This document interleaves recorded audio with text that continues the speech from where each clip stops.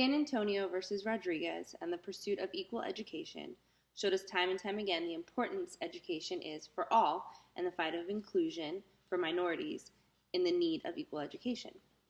As someone who's worked in the public school system for the last 5 years, I've been able to see some of the politics that come with education. I have been fortunate enough to work in the very school district that I was once a student of. I lived in a nice area. My district was considered low income. The big question here is how can we make education equal as well as making funding equal? Even before digging into the Rodriguez case, the author brings to the reader's attention how significant wealth, race, and politics are to the average American. He states that an inferior education is clearly related to wealth, race, and politics. Wealth plays a huge role in equal education. Wealthy areas tend to have more funding than those of low income. As well, more predominantly low-income schools have a higher minority percentage, which ultimately proves that race is an issue as well in equal education. We've been looking all summer session at how politicians make promises for the greater good, but essentially are only looking out for their supporters. So if a politician sees no benefits from minority supporters, they're not going to fight for their equal rights, which includes equal education, which proves that politics is another issue. There are a few predecessors that came before Rodriguez. One of the original cases surrounding the idea of segregation and minorities was Plessy versus Ferguson. While this case was not about the school system, it was about the segregation of blacks and whites on the railway car system. I believe that the author brings this case to us, the audience, because it shows the desperate need for equality. As well, the author talks about Brown versus Board of Education, which was a collection of 4 different cases that was led by Thurgood Marshall and the NAACP.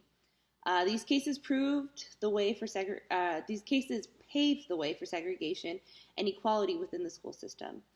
In this case, Chief Justice Warren deemed that education is the most important aspect of government. I agree with the author when he correlates an inferior education to economic and political inequality.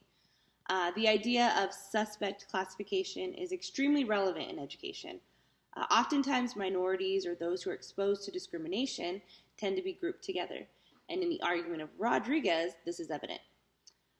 In the suspect classification of wealth, if the suspect classification of wealth was used by the Supreme Court, I believe that the case of Rodriguez would have been solidified. And that's exactly why I think Arthur Gotchman believed in this case. He took on San Antonio in a fight for educational equality and equalized funding. Gotchman and the parents of Edgewood School District wanted to fight for equal resources for all children in the district.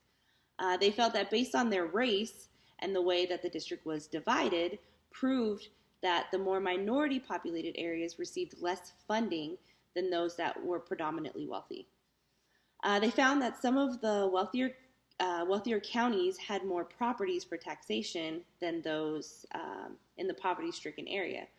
While initially the case was ruled in favor of Rodriguez after being brought to a 3-judge court system, it was appealed almost 2 years later. It fell into the hands of Lewis Powell, who had experience in the education system but did not want to see it fall into the hands of state government. But rather, he hoped that it would stay within the local school boards. Because of this, Powell did not believe that unequal funding meant that education was unequal.